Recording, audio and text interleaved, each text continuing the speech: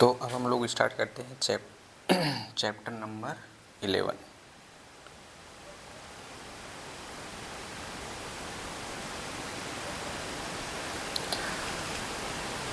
Three dimensional.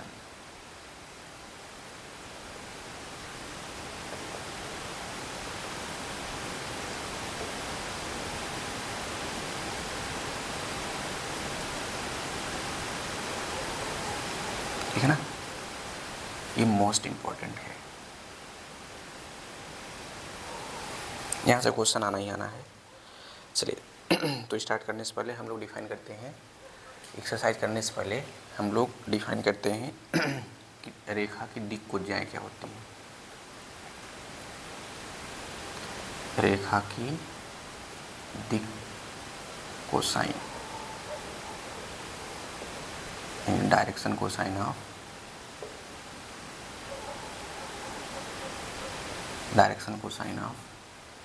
Line. अब परिभाषा आपको पता ही होगा, लेकिन फिर से मैं एक बार रिवाइज कर दे रहा हूँ। किसी रेखा द्वारा अक्षों की धन दिशा से बनाए गए कोण की कोज्या हो गया एक्स एक्सिस, वाई एक्सिस और ये जेड एक्सिस। अब कोई रेखा ले लीजिए, तो हम लोग यहाँ से रेखा इस टाइप का ले लिए। ये जो लाइन है ये नाम दे दी ओ। वैसे बनाने के लिए कुछ और बनाते हैं कि कहीं से भी आप खींच सकते हैं, लेकिन पैरेलल लेना है।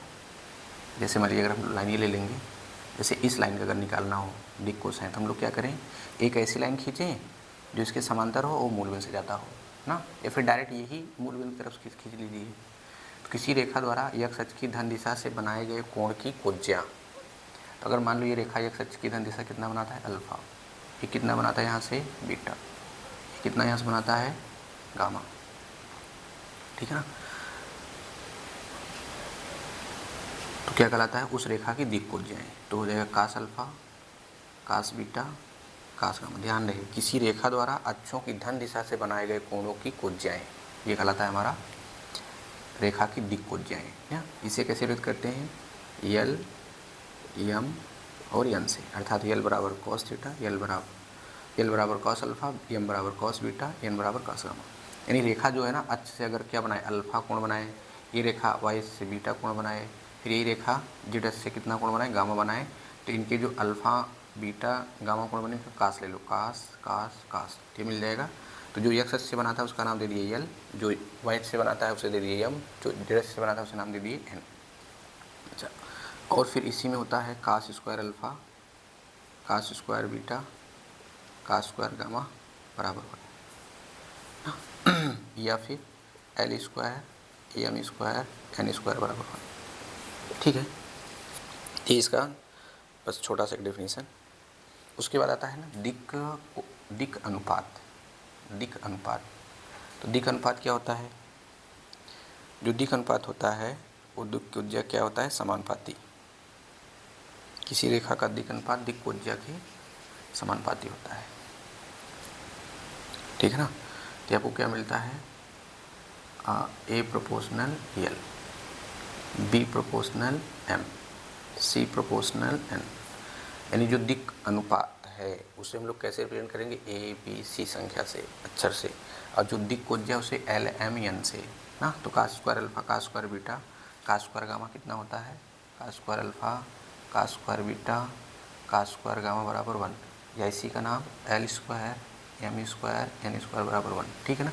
अच्छा, इसको साइन में चेंज करिए तो 1 minus sine square alpha, 1 minus sine square beta, फिर 1 माइनस साइन स्क्वायर गामा बराबर 1। इसको सॉल्व करेंगे कितना आएगा, sine square alpha, sine square beta plus sine square gamma बराबर 2। ये ऑब्जेक्टिव के लिए वेरी इंपॉर्टेंट है ये। ठीक है ना। या फिर ऐसे बस क्वेश्चन में कहा रहेगा कि अल्फा बीटा गामा किसी रेखा द्वारा एक्स अक्ष की धन दिशा से बनाए गए कोण है। ठीक है, तो ये भी इम्पोर्टेंट, ये भी हो सकता है, ये भी ना।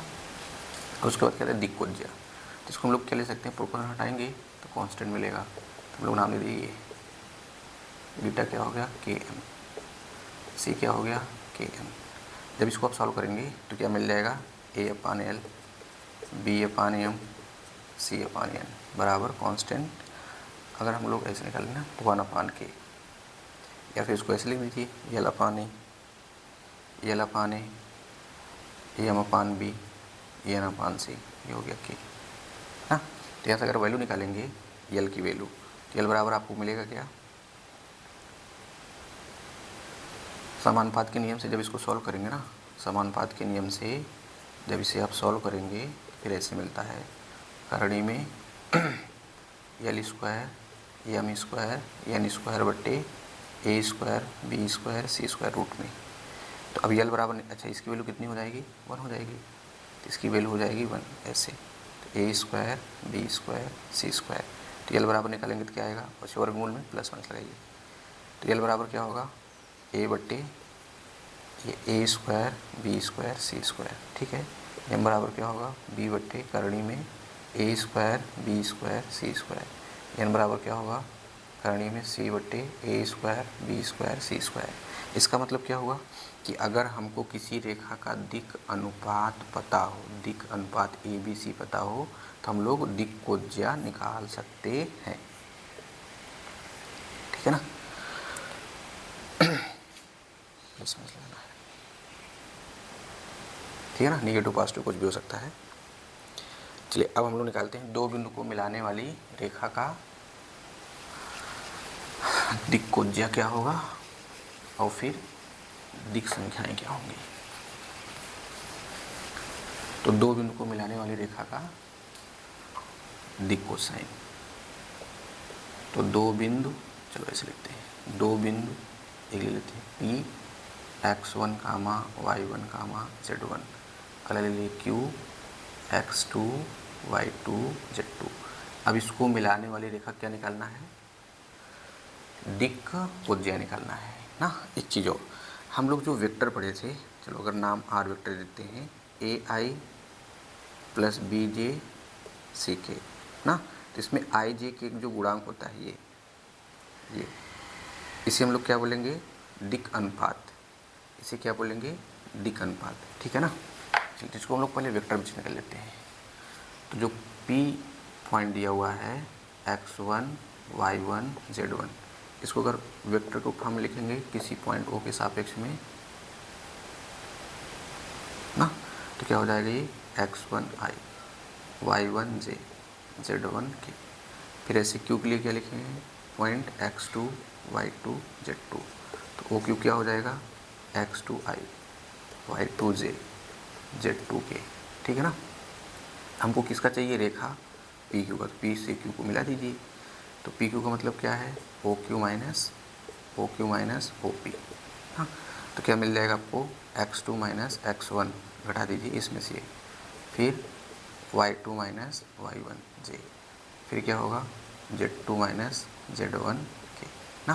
तो अब ये क्या कहलाएंगे, ये सब क्या कहलाएंगे, दिक् अनुपात, DRs ना, डायरेक्शन रेशियो। अब इसका मॉड ले लीजिए, मॉड यानी ये हो जाएगा आपका, इसलिए PQ रेखा का दिक् अनुपात A बराबर x2 माइनस x1, B बराबर y2 माइनस y1, C बराबर z2 माइनस z1, ठीक है ना। तो दो बिंदु को मिलाने वाली रेखा का दिक् अनुपात कैसे निकलेगा, डायरेक्ट देखो, x2 minus x1, y2 minus y1, z2 minus z1 क्या आ जाएंगे, A B C हो जाएंगे। अब अगर इसी का मॉड ले लो, ये इसी का मॉड ले लो, वैसे देखो हमको अगर L निकालना हो तथा दिक् कोसाइन क्या होगा, दिक् कोसाइन तथा रेखा PQ का दिक् कोसाइन फार्मूला क्या होता है, L बराबर A बट्टे प्लस माइनस करके करणी में A² B² C², है ना। तो यहाँ से क्या हो जाएगा, x2 माइनस x1 बट्टे प्लस माइनस, इसका नाम हम लोग दे दें, चलो PQ दे देते हैं। PQ बराबर क्या होगा, करणी में x2 माइनस x1 का whole square plus y2 minus y1 का whole square, z2 minus z1 का होल स्क्वायर। अब इसके स्थान पर हम लोग ये ले देते हैं PQ, फिर ऐसे M क्या होगा, M plus minus y2 minus y1 बट्टे, देखो जो फार्मूला है वो ये हो जाएगा PQ, एन बराबर क्या होगा plus minus Z2 minus Z1 बट्टे पी क्यू, ठीक है ना। पी क्यू क्या है, दो बिंदुओं के बीच की दूरी है। तो इस तरीके से दो बिंदु को मिलाने वाली रेखा का दिक् अनुपात कैसे निकालेंगे, बाद वाले पॉइंट में से पहला वाला पॉइंट घटा लेना है। पहले को पहले से, दूसरे को दूसरे, तीसरे को तीसरे, संतु को मिल जाएगा ए बी सी। तो हम लोगों को ए बी सी मिल जाएगा। जब ए बी सी मिल जाएगा तो हम लोग फार्मूला भी इसके पहले पढ़ें। एल बराबर क्या होता है, ए अपान करणी में A square plus B square plus C. यानी दिक् अनुपात पता हो तो हम लोग दिक् कोसाइन निकाल सकते हैं, ठीक है ना। अब आते हैं कुछ इंपॉर्टेंट क्वेश्चन पर।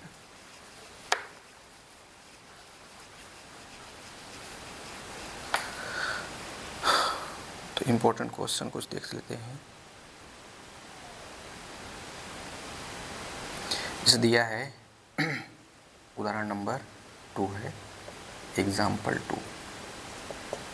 2 में बोला है कि यदि एक रेखा के दिक् अनुपात 2 - 1 2 है तो दिक् कोसाइन ज्ञात कीजिए।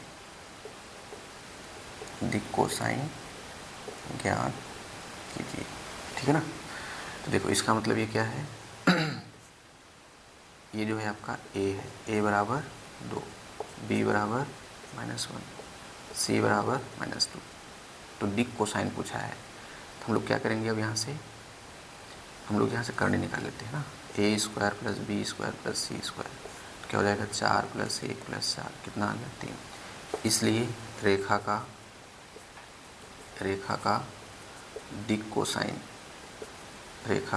दिक् कोसाइन एल बराबर फार्मूला प्लस माइनस ए अपान करणी में A square plus B square C square. तो ए की वैल्यू कितनी है 2 और यहाँ कितना है 3, तो 2/3।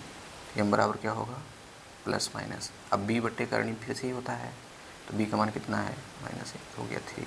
एन बराबर क्या होता है प्लस माइनस सी बट्टे करणी में यही है ना, तो सी की वैल्यू कितनी है -2/3। तो ये हो गया आपका दिक् कोसाइन किसी रेखा के दिक् अनुपात के संबंध में।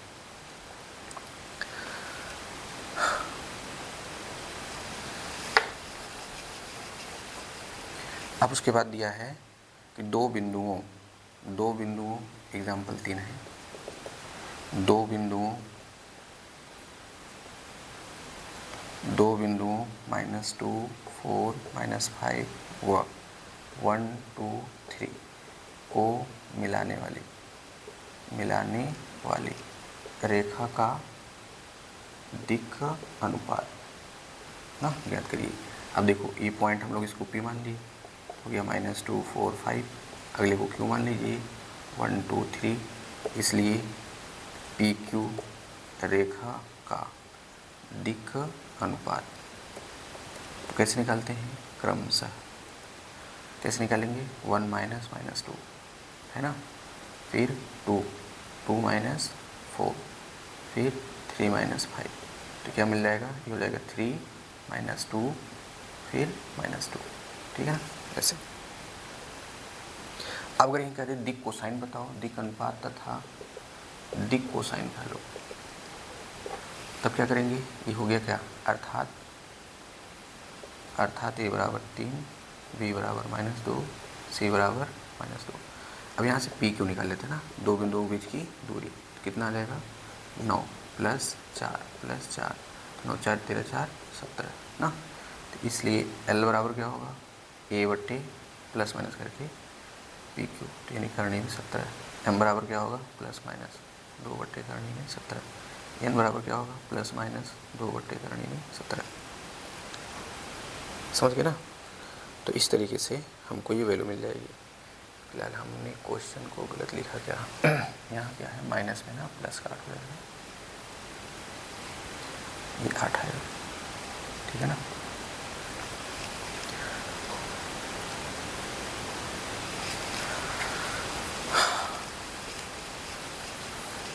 तो अगर दो बिंदु पता है तो पहले क्या करेंगे, हम लोग दिक् अनुपात निकालेंगे। नाम क्या देंगे ए बी सी, फिर फार्मूला लगाएंगे a बटे करणी में A square plus B square plus C square, फिर प्लस माइनस बी बटे करणी में A square plus B square plus C square, plus minus C बटे करणी में A square plus B square plus C square. चलिए ये क्वेश्चन भी इम्पोर्टेंट है, अभी पिछली बार बोर्ड में पूछा था एक्स वाई और जेड अक्षों की दिक कोसाइन ज्ञात कीजिए। दिक कोसाइन ज्ञात कीजिए, ठीक है ना। अब देखो डिफिनीशन क्या है तो यक्स अक्ष का निकालना है, समझ गए ना। देखो हमारे पास दो फार्मूला है, ए बी सी अगर पता हो यानी दिक अनुपात पता हो तो हमारे पास यल निकालने का तरीका क्या है, प्लस माइनस ए बटे करणी में A square B square plus C square, फिर ऐसे प्लस माइनस बी बटे करणी में, फिर ऐसे प्लस माइनस सी बटे करणी में, है ना।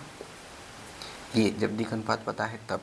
लेकिन अगर कोण पता होगा, कोण, तो हमारे पास फार्मूला ये है, कास अल्फ़ा यम बराबर कास बीटा यन बराबर कास गामा। देखो अनुपात पता होगा तो ये लगाएंगे, एंगल पता होगा तो ये लगाएंगे, समझ गए ना। चलिए तो यहाँ क्या रहा है, यक्स अक्ष। यक्स अक्ष जो है यानी इन अक्षों की दिक कोसाइन निकालना है ना। तो दिक कोसाइन का परिभाषा क्या था, किसी रेखा द्वारा अक्षों की धन दिशा से बनाए गए कोणों की भुजाएं ना। तो यक्स अक्ष के लिए क्या होता है, चलिए यक्स अक्ष के लिए, तो यक्स अक्ष क्या करेगा, ये यक्स अक्ष इन तीनों से कितना एंगल बनाएगा, पहली बात तो खुद से कितना बनाएगा, 0। तो अल्फा बराबर क्या होगा, 0। फिर अब यही किसके साथ, वाई के साथ कितना बनाएगा, यानी वाई के साथ, तो बीटा बराबर 90। फिर ये इसके साथ कितना बनाएगा, ये भी 90, क्योंकि ये क्या होता है परपेंडिकुलर ना। देखो ये 90 बनाएगा ना ऐसे, तो इससे 90 बना रहा है, लेकिन खुद से कितना बनाएगा, 0। तो इसलिए यक्स अक्ष की दिक कोसाइन क्या होंगी, इसलिए यक्स अक्ष की दिक कोसाइन यल बराबर ऐसे लिख दो, एल बराबर कॉस अल्फ़ा, कॉस अल्फ़ा माने 0 तो 1, एम बराबर क्या होगा कॉस 90 यानी 0, एन बराबर क्या होगा वो भी कॉस 90 यानी ये भी 0, ठीक है ना। तो इस तरीके से एक्स अक्ष की दिक कोसाइन क्या मिल गई, 1 0 0। अब ऐसे ही वाई अक्ष के लिए निकालते हैं, तो वाई अक्ष के लिए क्या होगा, तो वाई अक्ष के लिए चलिए, तो अब वाई क्या होगा, एक्स के साथ कितना बनाएगा, अल्फ़ा यानी 0 90 90, ठीक है ना। फिर वाई के साथ कितना बनाएगा, तो बीटा हो जाएगा 0। फिर गामा कितना होगा, वो भी 90। इसलिए वाई अक्ष की दिक कोसाइन, वाई अक्ष की दिक कोसाइन क्रमशः, अब ऐसे लिख दें, कास 90 फिर कॉस 0 कॉस 90, या क्या हो जाएगा 0 1 0, ठीक है। अब ऐसे जेड अक्ष के लिए, जेड अक्ष के लिए, ठीक है ना। तो जेड अक्ष क्या करेगा, यानी इस अक्ष का निकालना है, इस अक्ष, ये अक्ष रेखा की तरह काम करेगा, जितने भी यहाँ अक्ष हैं सब रेखा की तरह काम करेंगे। तो इस जेड का एक्स के साथ कितना कोण बनाएगा, 90।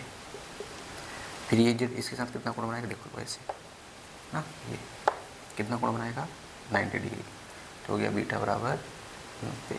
तो गामा बराबर क्या होगा, यानी जेड जेड के साथ कितना कोण बनाएगा, 0। इसलिए जेड अक्ष की दिक कोसाइन क्रमशः, तो क्या होता है कॉस अल्फ़ा यानी cos 90, cos बीटा यानी cos 90, cos गामा यानी 0, कितना आ जाएगा ये 0 0 1 ना।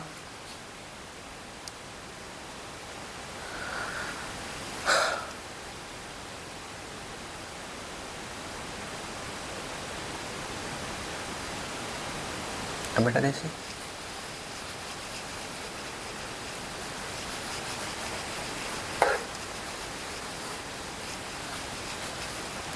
चलिए एक्सरसाइज में क्वेश्चन नंबर पहला है, एक्सरसाइज में क्वेश्चन नंबर फर्स्ट है कि एक रेखा एक्स अक्ष वाई अक्ष और जेड अक्ष के साथ क्रमशः 90 135 और 45 कोण बनाती है। कोई रेखा है ना, चलिए वो इसके साथ कितना कोण बनाइए 90, फिर ऐसे कितना बनाइए वाई के साथ 135, यानी अल्फ़ा बराबर कितना दिया हुआ है, अल्फ़ा बराबर 90 एक्स के लिए, वाई के लिए कितना दिया है 135, फिर जेड के लिए कितना दिया है 45। तो इसलिए एल बराबर क्या होगा cos 90, इसका मान 0। m बराबर क्या होगा cos 135, इसका मान क्या होता है -1/√2। n बराबर क्या होता है cos गामा यानी cos 45 ना, तो cos 45 का मान कितना होगा 1/√2। ये है किसी रेखा द्वारा अक्षों की जो अक्षों के साथ 90, 135, 45 का कोण बनाती है उसकी दिक् कोसाइन। अब कह रहा है एक रेखा की दिक् कोसाइन ज्ञात कीजिए जो निर्देशाक्षों के साथ समान कोण बनाती है ना। क्वेश्चन नंबर 2 है, एक रेखा रेखा की दिक् कोसाइन बताइए जो निर्देशांकों के साथ समान कोण बनाती है। समान कोण मतलब क्या, अल्फा बीटा गामा सब बराबर होंगे। तो हम लोग को फार्मूला क्या पता है, cos square alpha cos square beta cos square gamma बराबर 1 है ना। सभी का क्या रख देंगे, अल्फा अल्फा रख देंगे, cos स्क्वायर अल्फा बराबर 1। तो क्या आ जाएगा, तो क्या हो जाएगी 3 cos स्क्वायर अल्फा बराबर 1। तो cos स्क्वायर अल्फा बराबर 1/3। तो cos अल्फा बराबर क्या आएगा +-1/√3। तो L बराबर क्या हो गया +-1/√3। हाँ अच्छा, यहाँ से ऐसे हो जाएगा,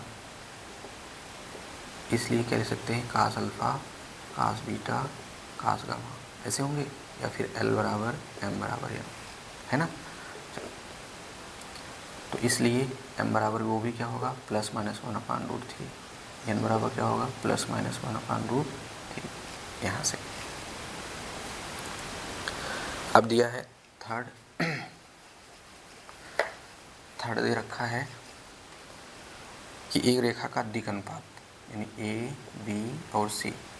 क्वेश्चन नंबर 3, एक रेखा का दिक् अनुपात दिया है -18, 12 और -4।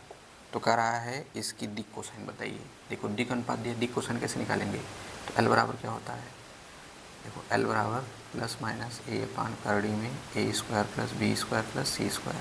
ऐसे M बराबर क्या होता है +-b/करड़ी में a² + b² + c²।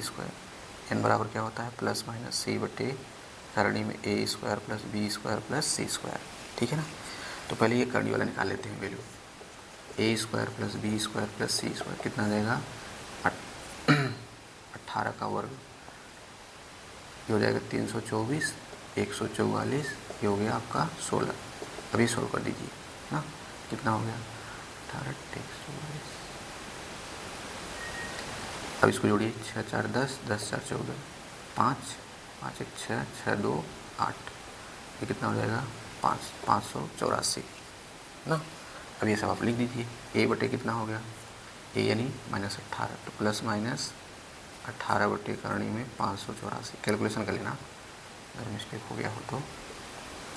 b की वैल्यू कितनी होगी 12/करणी में 584, ये कितना होगा +-4/584। ठीक है ना।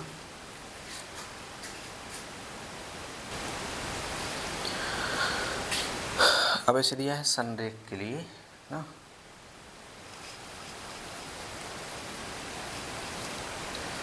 तो संरेख के लिए कहा है दर्शाइए कि बिंदु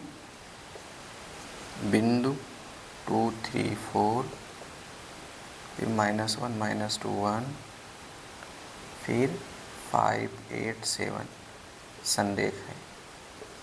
देखो चाहे तो आप इसका सारणी की वैल्यू निकाल लीजिए ना, सारणी की वैल्यू, और नहीं तो फिर एक पॉइंट अगर ए नाम देंगे, तो ए जो दिया हुआ है हो गया 2 3 4, बी दिया हुआ है -1 -2 1, जैसे सी दिया हुआ है 5 8 7।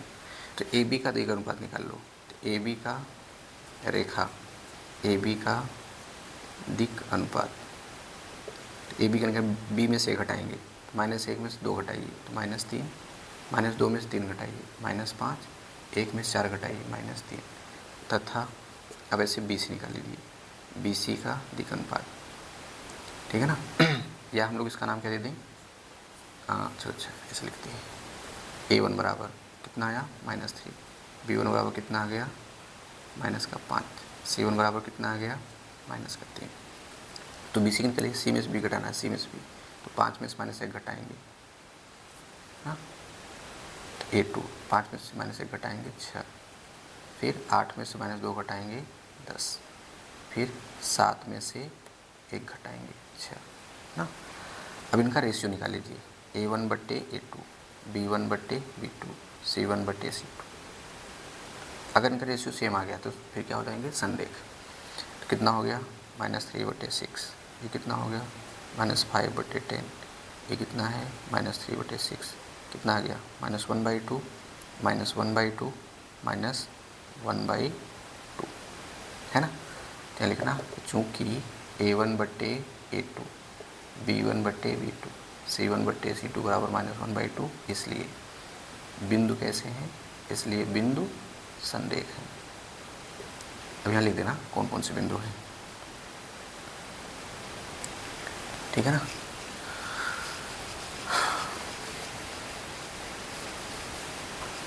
अब ऐसे क्वेश्चन नंबर 5 है कि किसी एक त्रिभुज की भुजाओं के दिक् कोसाइन ज्ञात कीजिए। त्रिभुज की भुजाओं के दिक् कोसाइन, त्रिभुज की भुजाओं के दिक् कोसाइन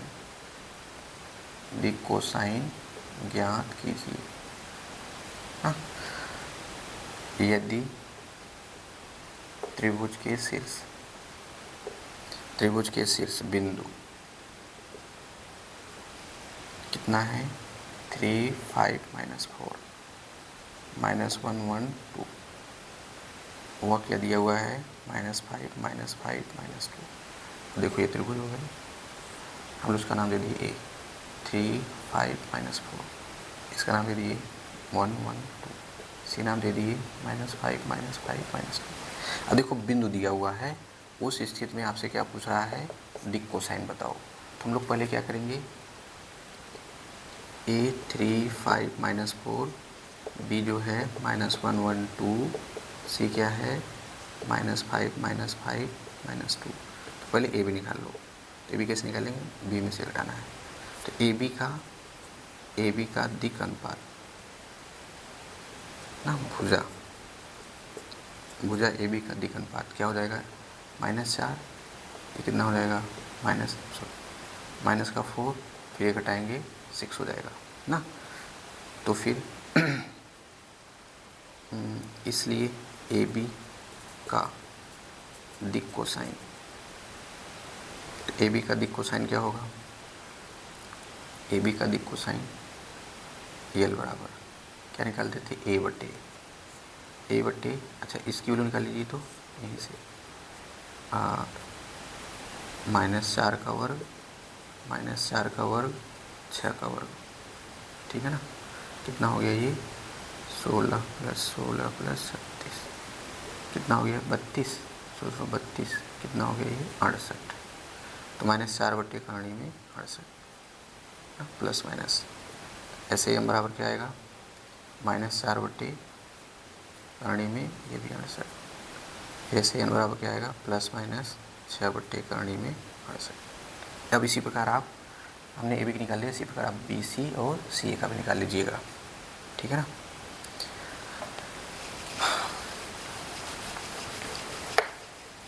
देखो अगर बिंदु पता होगा तो हम लोग पहले दिक् अनुपात निकालेंगे, जब दिक् अनुपात पता हो जाएगा तो फिर हम लोग ए बटे करणी में A² + B² + C² का फॉर्मूला लगा देंगे।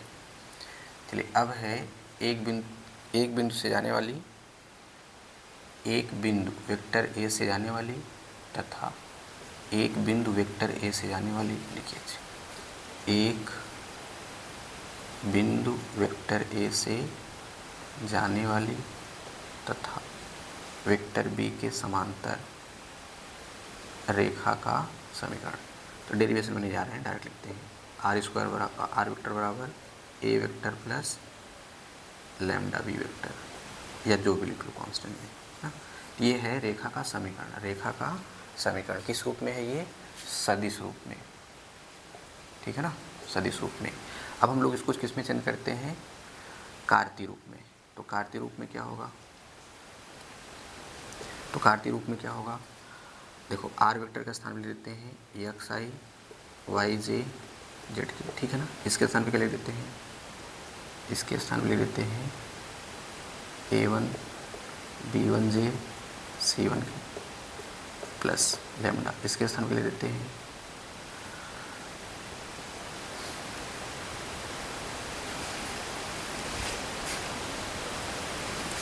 तो इसके स्थान पर उसे पॉइंट ले दिए ना, ये बिंदु दिया हुआ है, हम लोग ले लेते हैं x1i y1j z1k plus lambda, इसके साथ हम लेते हैं ai bj ck। ठीक है, अब इसको क्या करना है, कलेक्ट कर लीजिए, तो आपको मिलेगा x1 प्लस लैम्डा ए आई, फिर यहाँ से क्या मिलेगा y1 plus lambda B J, फिर क्या मिलेगा z1 प्लस लैम्डा सी के। अब दोनों पक्षों गुणांकों को तुलना कर लीजिए, ये थोड़ा जान लीजिए, उसके बाद हम लोग आएंगे डायरेक्ट क्वेश्चन पर। तुलना करेंगे तो क्या मिलेगा, x बराबर दोनों पक्षों में i j व के गुणांकों की तुलना करने पर, तो क्या मिलेगा x बराबर x1 प्लस लैम्डा ए, तो x माइनस x1 बट्टे ए बराबर लैम्डा। इसी प्रकार y माइनस y1 बट्टे बी बराबर लैम्डा, z माइनस z1 बट्टे सी बराबर लैम्डा ना। तो इस तरीके से क्या मिल गया, x माइनस x1 बट्टे ए, y माइनस y1 बट्टे बी, z माइनस z1 बट्टे सी। तो ये फार्मूला कब लगाएंगे, जब एक बिंदु दिया हुआ हो और उस रेखा का दिक् अनुपात दिया हो। तो ये है कार्तीय रूप रेखा का समीकरण। अब देखो अगर ऐसे है तो हम लोग ऐसे चेंज कर लेंगे, ठीक है ना। ये ऊपर वाला क्या, जो x में घटे वो बिंदु है, जो बट्टे में होगा वो क्या होगा, दिक् अनुपात होगा, समझ गए ना। चलिए अब हम लोग क्वेश्चन पे आते हैं, क्वेश्चन करते हैं इस पर।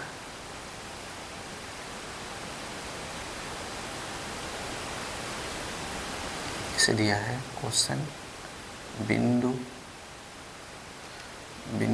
5 2 -4 से जाने वाली तथा सदिश 3i + 2j - 8k के समांतर रेखा का समीकरण ज्ञात कीजिए ना।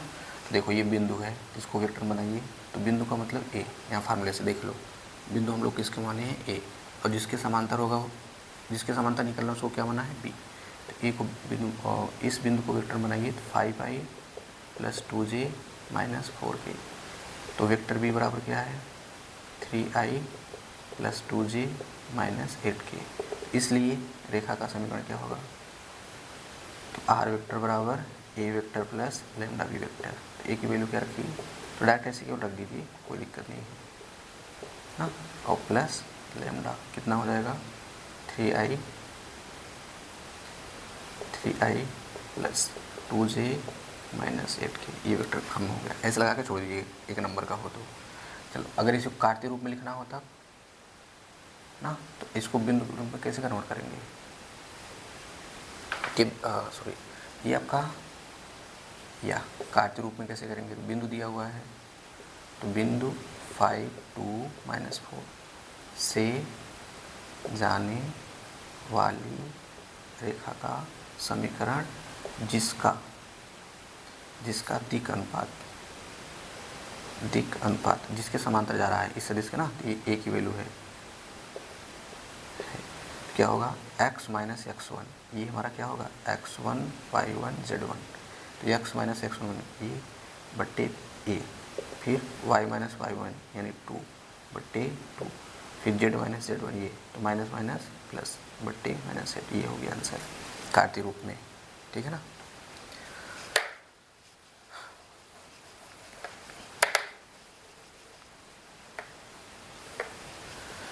चलिए अब है दो रेखाओं के बीच का कोण,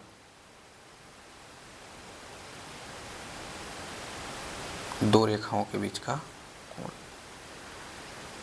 तो फार्मूला आपने पढ़ रखा होगा, cos थीटा बराबर A vector dot B vector mod of A mod of B, ठीक है ना। चलो अब इसी में क्या होगा, लंब होंगे दो रेखाएं, दोनों रेखाओं के लंब होने का प्रतिबंध वेक्टर ए डॉट बी बराबर 0। अगर समांतर होगा तब क्या होगा, समांतर होने का प्रतिबंध, देखो अगर हम लोग इसको कार्तीय रूप में निकालेंगे, कार्तीय रूप में ना, तो फिर इसलिए कार्तीय रूप में लिखा दिया। समांतर होने का प्रतिबंध क्या है? समांतर होने का प्रतिबंध क्या हो जाएगा? वेक्टर ए डॉट बी बराबर mod of vector A mod of vector B. ऐसे कार्तीय रूप में क्या होगा? कार्तीय रूप में दो रेखाएं x माइनस x1 बट्टे a1, y माइनस y1 बट्टे b1, z माइनस z1 बट्टे c1 तथा x माइनस x2 बट्टे a2, y माइनस y2 बट्टे b2, z माइनस z2 बट्टे c2। ये हो गया है ना। समांतर होंगे, समांतर होंगे तो क्या करना है? ये जो दिक् अनुपात है इनका रेशियो ले लेंगे, a1 बट्टे a2, b1 बट्टे b2, c1 बट्टे c2 ना। और लंब होने के लिए क्या है? लंब होंगे तो लंब होने के लिए इनका प्रोडक्ट का सम a1 a2 plus b1 b2 plus c1 c2 बराबर 0। ये कार्तीय रूप में है। ये कैसे? वेक्टर रूप में है। तो हम लोग क्या करेंगे ना, सबको वेक्टर में ही चेंज करके सॉल्व करेंगे ना। चलिए तो क्वेश्चन करते हैं।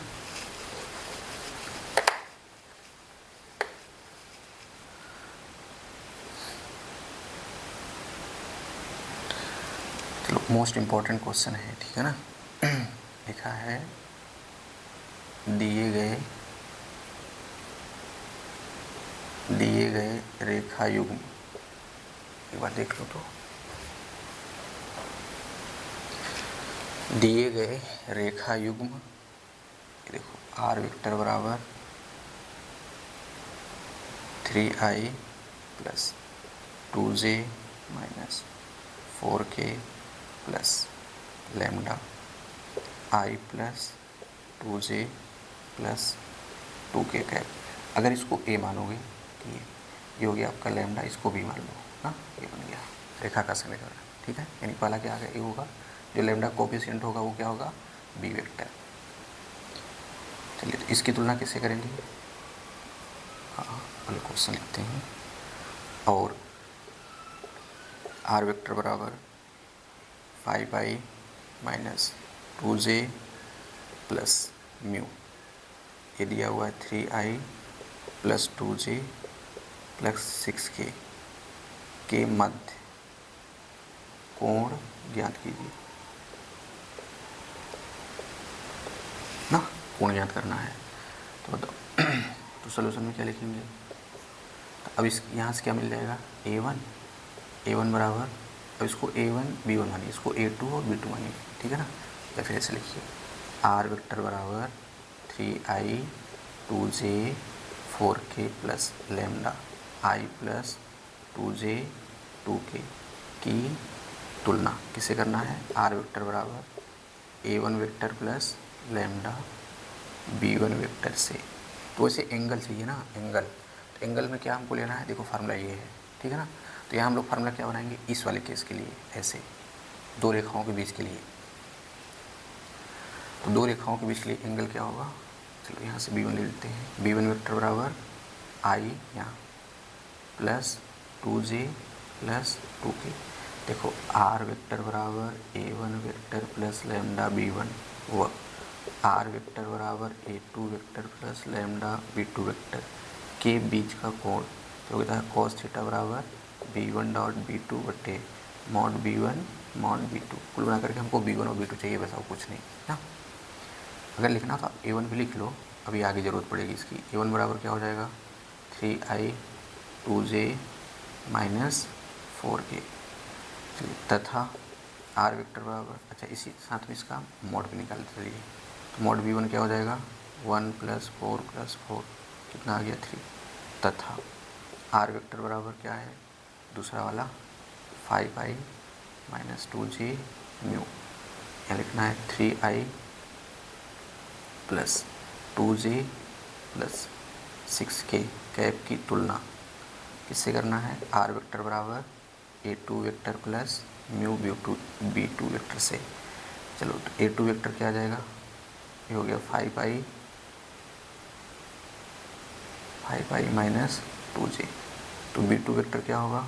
ये हाँ तो हो गया 3i plus 2j plus 6k का।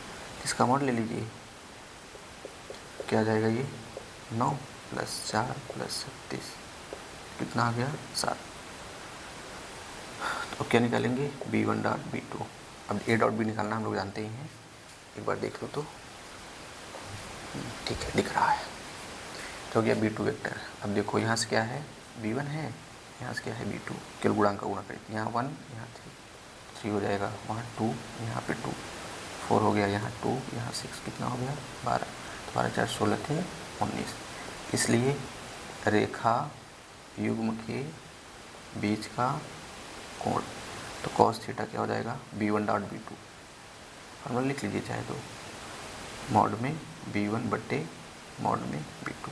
तो b1 b2 कितना आया है, ये 19, b1 कितना आया है, मॉड b1 3 ना, ये कितना आया है 7, तो कितना हो गया cos थीटा बराबर 19 बट्टे 21, तो थीटा बराबर क्या आ जाएगा, cos इनवर्स 19 बट्टे 21, ठीक है ना।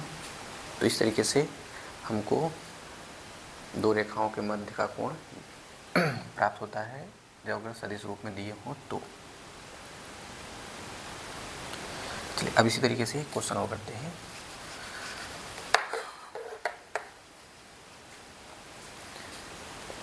ना एग्जाम्पल आपका 8 है, ये वाला था आपका 7 वाला। रेखा युग्म, अब रेखा युग्म दिया है x प्लस 3 बट्टे 3 बराबर y माइनस 1 बट्टे 5, z प्लस 3 बट्टे 4 और x प्लस 1 बट्टे 1, y माइनस 4 बट्टे 1, z माइनस 5 बट्टे 2 के मध्य कोण ज्ञात कीजिए, ठीक है ना। इसको हम लोग क्या करते हैं ना, वेक्टर को चेंज कर लेते हैं वेक्टर के रूप में। तो r वेक्टर बराबर, देखो ये जो दिया हुआ है, हम लोग जो यहाँ फॉर्मूला बनाए थे वो ऐसे था, फिर y माइनस y1 बट्टे बी, z माइनस z1 बट्टे सी, अब 2 हो जाएंगे तो यहाँ से a1 b1 c1 हो जाएगा, ठीक है ना। तो ये जो था पॉइंट, इसको लिखिए ऐसे वेक्टर ग्रुप में, प्लस है ना, माइनस करके लिखिए 3i, ये देखो माइनस में है, ये लिखिएगा, ये क्या प्लस में, तो माइनस करके लिखिए 3, ठीक है, यहाँ लगा दीजिए क्या, लैम्डा। अब देखो ये 3i plus 5j plus 4k, अब इसकी तुलना कैसे करना है, या तो फिर डायरेक्ट लिखिए ना, डायरेक्ट लिख लो, डायरेक्ट लिखिए क्या, b1 b2 लिखिए x प्लस 3 बट्टे 3, y माइनस 1 बट्टे 5, z प्लस 3 बट्टे 4, इसलिए b1 वेक्टर क्या होगा, इसके साथ ये 3i कैप 5j कैप 4, ठीक है, तो मॉड में b1 क्या होगा, ये हो जाएगा आपका 9, ये हो जाएगा 25, ये हो गया 16, कितना आ जाएगा करणी में 50, यानी 5 करणी में 2। अब ऐसे तथा रेखा क्या दिया है, x plus 1/1, y minus 4/1, z minus 5/2 ना, तो इसलिए b2 क्या हो जाएगा, b2 वेक्टर, अब ये जो दिखा हुआ है, तो मॉड निकाल लीजिए, तो मॉड b2 वेक्टर क्या होगा, 1 प्लस 1 प्लस 4, कितना हो गया करणी में 6 हाँ। अब क्या निकाल लें, b1 डॉट b2, तो डॉट निकालिए, 3 का गुणा 1 में, फिर 5 का गुणा 1 में, फिर 4 का गुणा 2 में, कितना हो गया 5 3 8 16। इसलिए रेखाओं के मध्य कोण cos theta b1 dot b2 बट्टे मॉड में b1 वेक्टर बट्टे मॉड में b2 वेक्टर, तो b1 डॉट b2 16, तो मॉड b1 कितना है, मॉड b1 है आपका 5√2 है ना, और फिर ये कितना है √6, तो ऐसे कर लीजिए 16 बट्टे 5 करणी में 12। अगर थोड़ा और सिंप्लीफाई करना हो तो ले सकते हैं 16 बट्टे, ये हो जाएगा आपका 10 करणी में 3, वर्गमूल निकालने के बाद, तो 2 अट्ठे 16, 2 पंचे 10, ये हो गया आपका cos थीटा बराबर 8 बट्टे 5 करणी में 3, तो थीटा बराबर क्या होगा, cos इनवर्स 8 बट्टे 5 करणी में 3, तो ये हो गया दो रेखाओं के मध्य कोण, ठीक है ना। अगर इसको आप लिखना चाहें कर्ण 3 का ऊपर नीचे गुणा कर दो, कर्ण 3 ऊपर नीचे 15 हो जाएगा। आई होप आपको ये सब समझ में आ गया होगा। अब हम लोग निकालते हैं दो रेखाओं के बीच की न्यूनतम दूरी ना। तो जब एंगल निकालना होगा इसको सीधा वेक्टर में चिन्ह करिए। और ऐसे कार्तीय रूप में भी है फार्मूला। कार्तीय रूप में फार्मूला क्या है ना, ये ऐसे A1 A2 B1 B2 C1 C2 बटे करणी में A1 square B1 square C1 square, फिर करणी में A2 square B2 square C2, इसी तरह कर सकते हैं। लेकिन हम तो बोलेंगे इसको वेक्टर में चेंज करके खट से कर लेंगे।